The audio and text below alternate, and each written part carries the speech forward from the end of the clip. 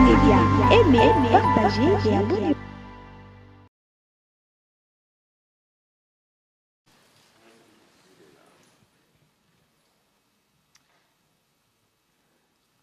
Monsieur le Président, cher Félix, Mesdames, Messieurs les ministres, Mesdames, Messieurs les ambassadeurs, Mesdames et Messieurs en vos grades et qualités, je veux d'abord vous redire tout le bonheur que nous avons de vous avoir en France.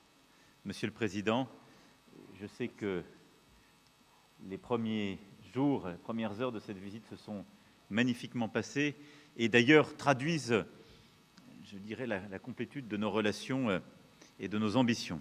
Il y a un an, lorsque je me suis rendu à Kinshasa pour ma première visite en République démocratique du Congo, vous m'avez accueilli en ami.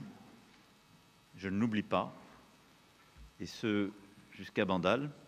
C'est donc naturellement en ami que j'ai le plaisir de vous recevoir ici à Paris, car c'est ici Paris, et pour cette nouvelle visite, la 4e depuis que vous êtes chef de l'État, mais la première visite officielle.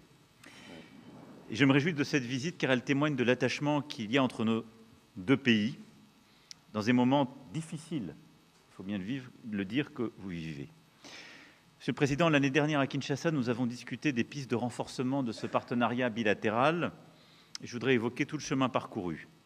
D'abord, nous voulons continuer d'accompagner votre développement économique. On l'a évoqué ensemble, nos équipes ont travaillé sur ce sujet et nous le faisons de manière partenariale, à votre écoute, en réponse à vos besoins, dans 3 domaines principaux: l'appui aux métaux critiques, aux villes durables et la transformation numérique. À ce titre, je me réjouis de l'intensification des investissements et des échanges commerciaux entre nos deux pays, le partenariat entre Alstom, Metrokin et AFC, qui sera conclu cet après-midi pour construire un train urbain à Kinshasa. Et nous voulons continuer d'aller de l'avant. Nous avons facilité les mécanismes de financement. L'AFD a accru sa présence et continuera de le faire. La Banque publique d'investissement avance aussi avec les entreprises et le développement du secteur privé. Je sais votre attachement et je veux vous dire ici mon engagement pour aller plus loin sur des grands projets d'infrastructure, les corridors ferroviaires, y compris avec l'Angola, le projet INGA, et j'ai eu tout à l'heure le président de la Banque mondiale qui m'a dit son attachement et si la France était prête à y aller à votre côté, sa volonté d'avancer sur ce sujet. Et je veux ici vous dire que nous sommes prêts à y aller. Et la volonté de continuer à avancer fortement avec ce que nous avons signé ensemble, c'est-à-dire le travail du BRGM pour cartographier à vos côtés vos ressources minières et notre volonté ensemble de travailler à une plateforme et un mécanisme de traçabilité de tous les minerais.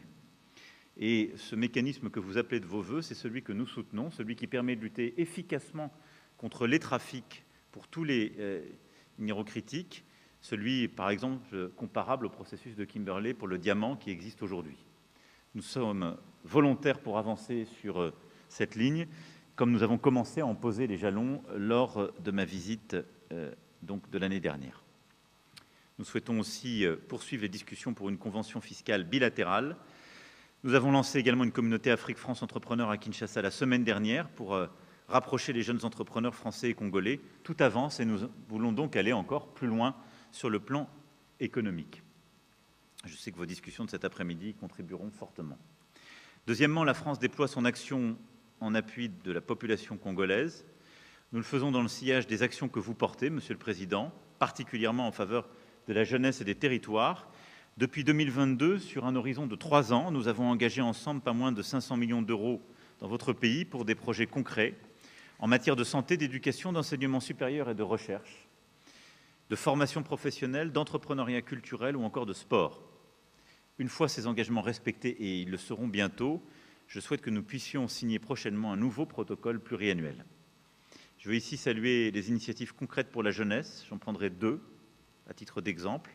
Dans le domaine de la mode, la France accompagnera bientôt la création d'un institut régional de la mode à Kinshasa.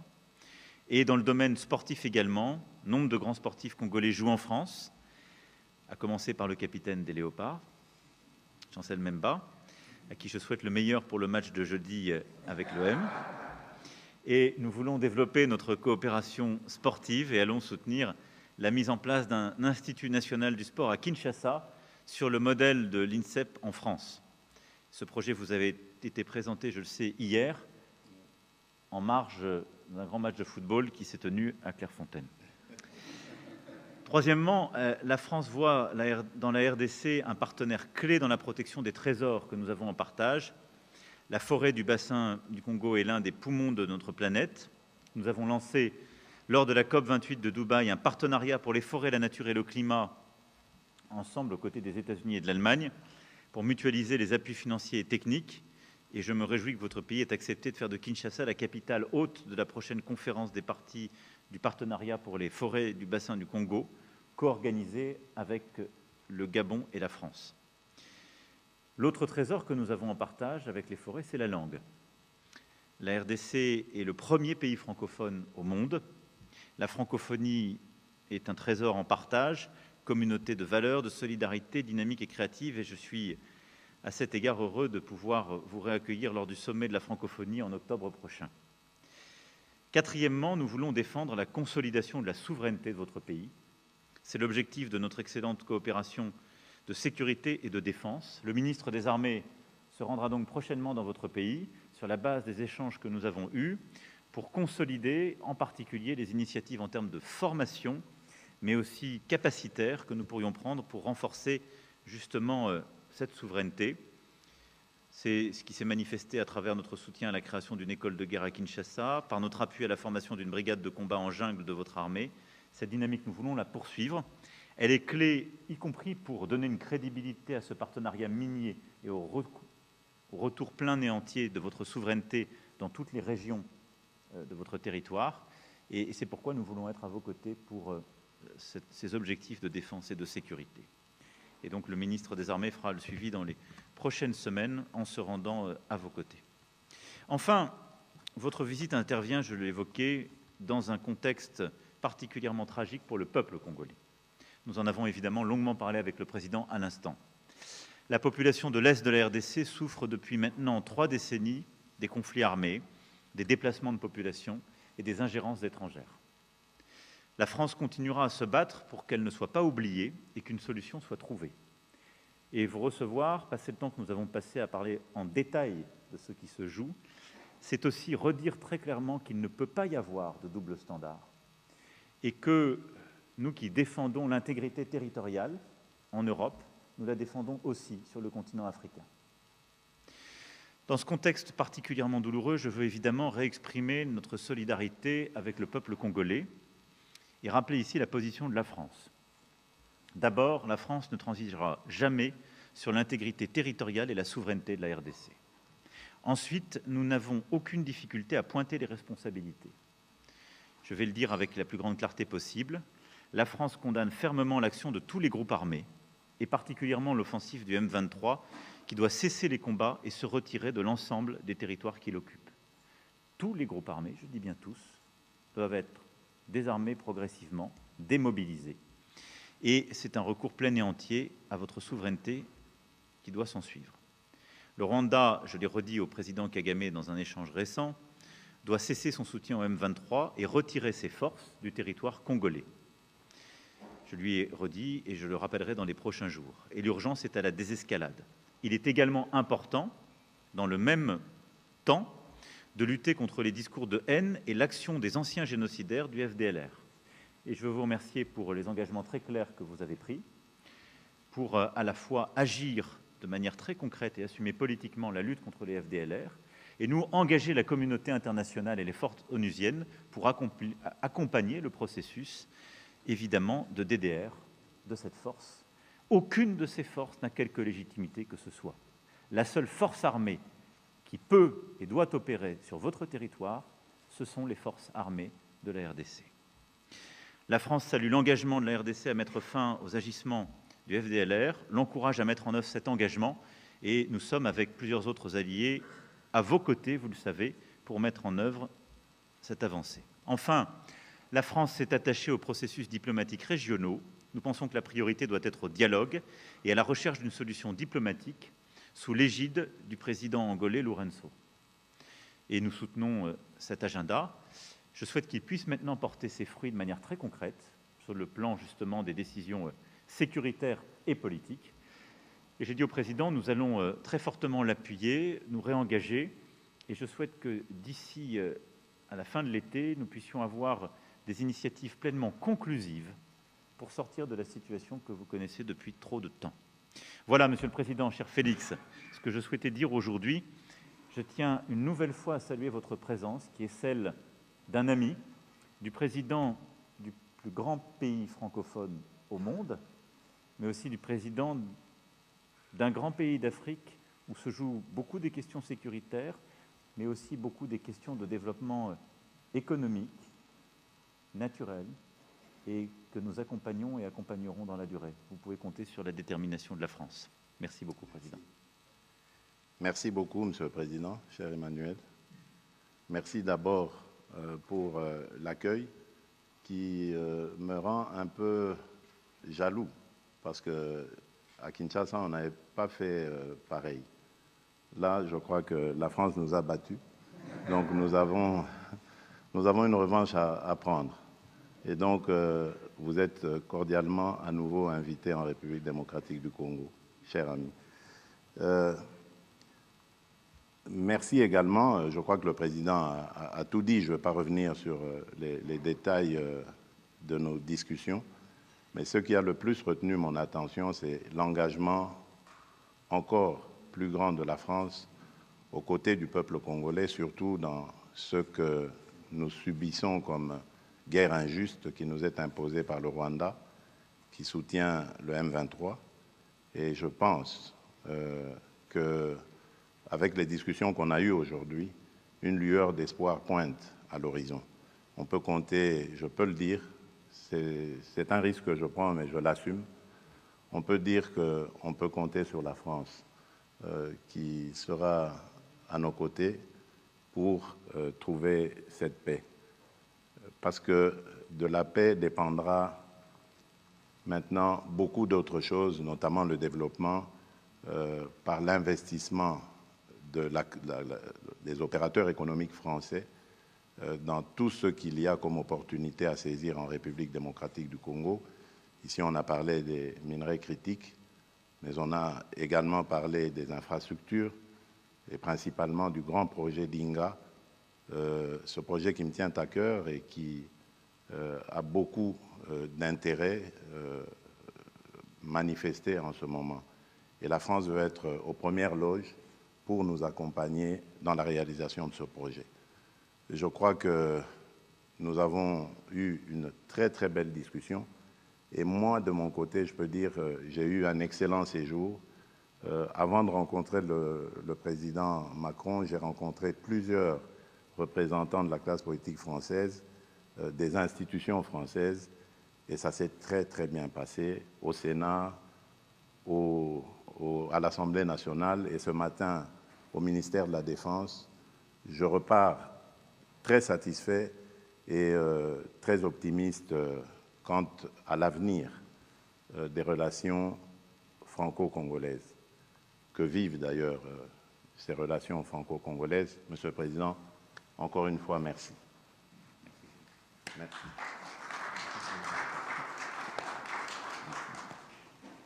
On va prendre, je crois, 2 questions. Bonjour, messieurs les présidents. Alors, excusez-moi, mais nous, on a un train de retard, on n'a pas participé au dîner. Alors, je voudrais commencer par parler de cette guerre. Tout commence au génocide rwandais. La France a beaucoup à se reprocher. Le président Macron l'a dit et redit. Ce serait peut-être l'occasion de lever ou de déclassifier les documents toujours secrets pour savoir ce que l'on a exactement à se reprocher. Alors, aujourd'hui, la guerre continue et des sanctions sont demandées par la République démocratique du Congo. Ma première question, c'est est-ce que cela a toujours été ou est toujours à l'ordre du jour? Je vous avais déjà posé la question l'année dernière, ici. Ça, c'est pour le président Macron. J'ai une question pour le président Tshisekedi. Le président Sarkozy, c'était il y a beaucoup plus longtemps, avait parlé d'exploitation commune des ressources de la sous-région.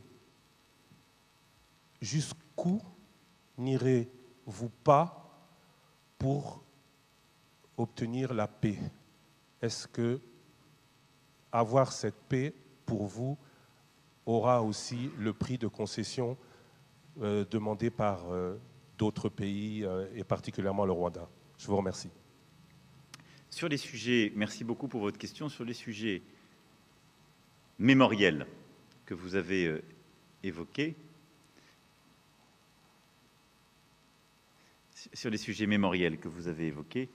je veux ici être très clair.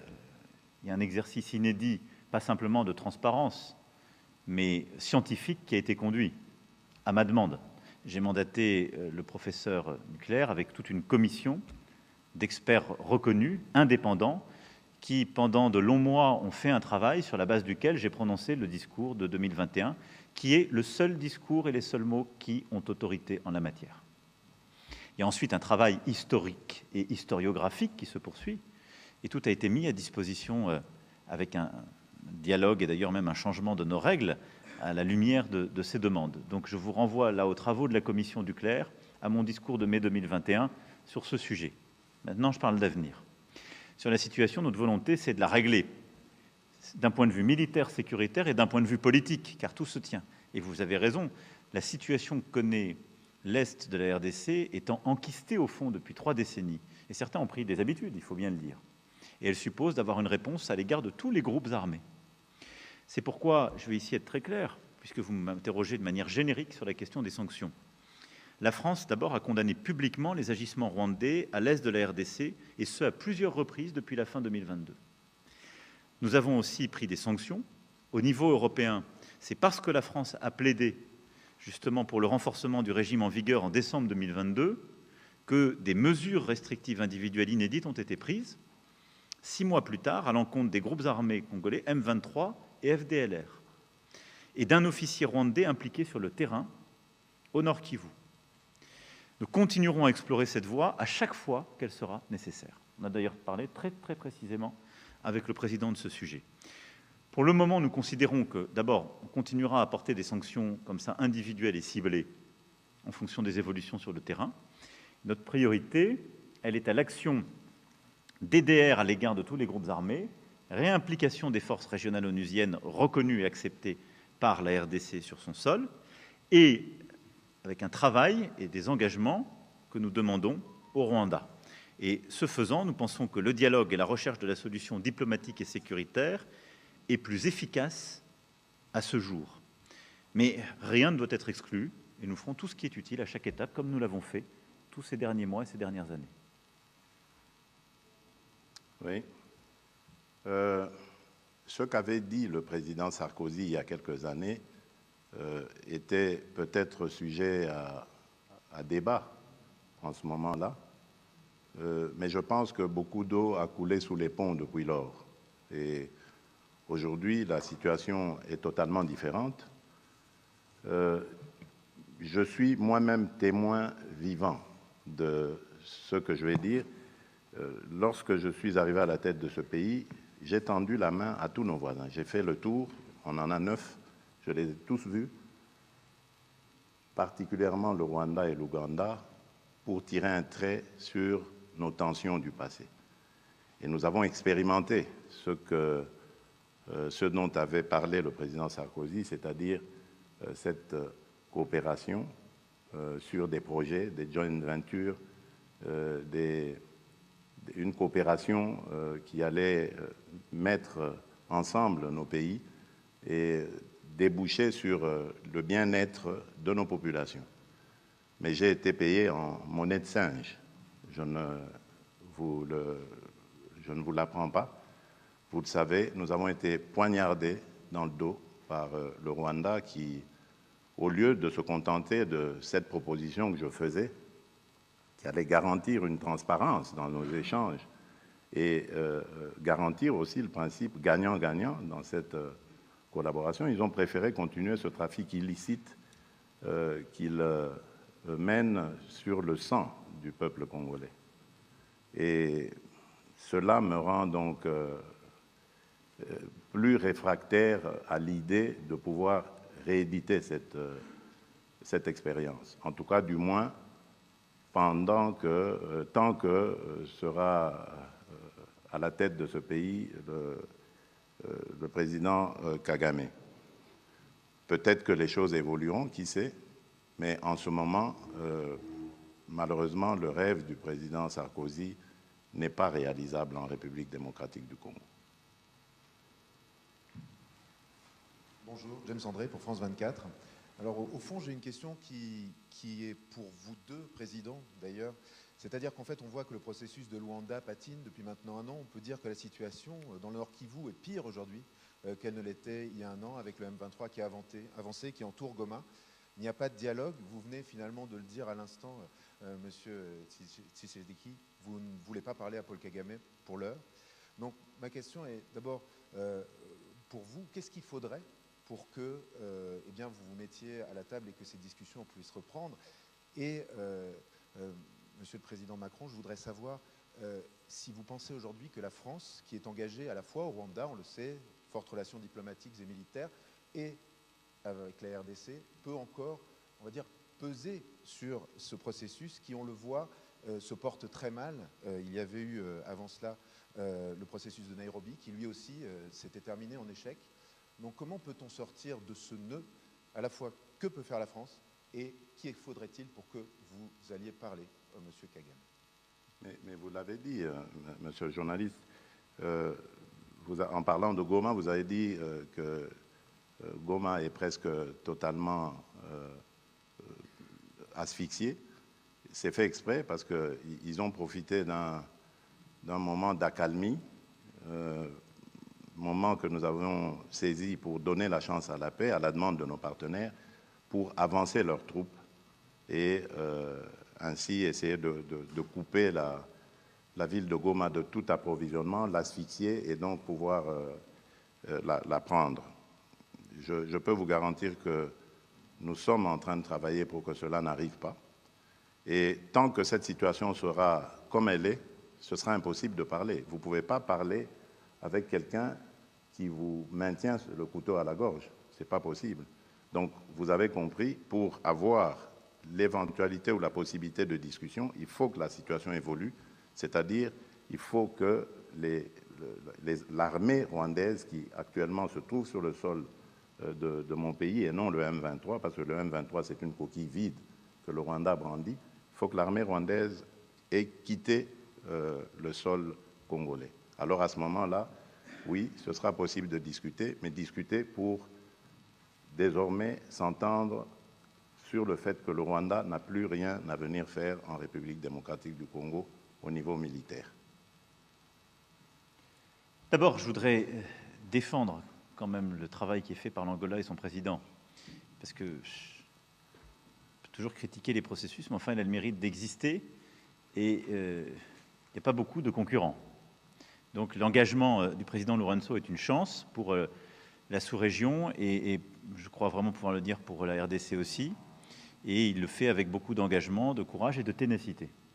Et donc nous soutenons ces efforts et nous nous coordonnons très étroitement avec ce qui est fait par le président Lourenço. Ensuite, la priorité aujourd'hui, ça a été dit, c'est un processus de désarmement et de sortie du territoire des groupes armés qui n'ont rien à y faire. Alors désarmement et encadrement, si je puis m'exprimer ainsi, des FDLR, d'une part, et retrait des forces rwandaises qui sont sur le sol congolais. Ça, c'est la priorité. Puis, désarmement du M23 et processus d'accompagnement. Bon. Donc, la priorité, elle est là, elle est sécuritaire. C'est le plan sur lequel on a travaillé. Et donc, pour moi, c'est véritablement ces premiers pas maintenant qui doivent être mis en œuvre dans un dialogue que nous allons essayer d'accompagner. Le rôle de la France est d'abord d'avoir une voix claire sur la question de la souveraineté territoriale en Afrique. Et je pense que c'est très attendu sur le continent et c'est très attendu pour la crédibilité même de notre action. Je l'ai dit, il n'y a pas de double standard. Et donc on ne peut pas dire chaque jour que la souveraineté territoriale en Europe justifie des efforts massifs et notre soutien à l'Ukraine, mais que la souveraineté territoriale de la RDC, ce serait une question secondaire. Non. Donc ça, on y tient. La deuxième chose, c'est que parce que nous parlons à toutes les parties, c'est d'essayer d'aider cette médiation. Et comme nous l'avons fait aujourd'hui, je remercie encore une fois le président qui a pris des engagements clairs sur les FDLR, qui suppose un engagement aussi très fort de la communauté internationale et des forces onusiennes, mais son poids politique est important pour ce processus. Il a du coup de la valeur vis-à-vis des Rwandais que je me fais fort de convaincre d'un retrait en parallèle de leurs forces qui n'ont rien à faire sur le sol congolais. Et si on arrive à réenclencher un tel processus, la confiance se crée. Je suis très prudent, parce que vous avez raison de rappeler que les derniers mois ont plutôt été vers un accroissement des tensions. Mais il nous faut réengager. Le rôle de la France est celui-là, c'est de le faire avec beaucoup de transparence, avec la défense de nos principes, des équilibres de la sous-région, et de le faire en lien très étroit avec les médiations régionales. Donc nous allons continuer de nous engager de bonne foi sur des principes très clairement établis dont nous avons parlé ensemble et que je vous ai exposés dans la plus grande transparence. Je pense qu'on peut y arriver, je dirais même que nous devons y arriver. La réalité, c'est celle que votre confrère évoquait juste avant, c'est que nous parlons là d'une situation qui, depuis 3 décennies, s'est installée. Et donc, nous avons raison de nous y attacher collectivement, mais ça va supposer beaucoup de courage de tout le monde et un réengagement massif à tous égards. C'est aussi pour ça que tout ce qui est fait pour reformer, recréer l'unité des forces armées en RDC et reprendre la totalité de la souveraineté du territoire est très important côté congolais. Merci beaucoup. Merci mesdames et messieurs et merci à nouveau au président. Merci Emmanuel.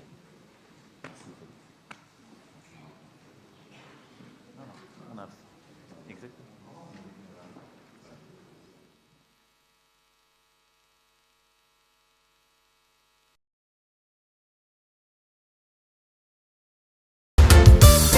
Congo, Congo, Baseleki, Congo, Congo, Baseleki, peuple azali kolela, Baseleki, likola ba politicien ya moyibi, Baseleki, likola ba politicien ya kanyaka, Baseleki, mikolo nyonso koyoka masakre na Beni Ituri minembwe kokende mikolo nyonso koyoka bayibi ba million, na mboka banzela ezate, dele sage mai ya microbe, peuple azali kolela. Baseleki. Active Média, aimez, partagez et abonnez-vous.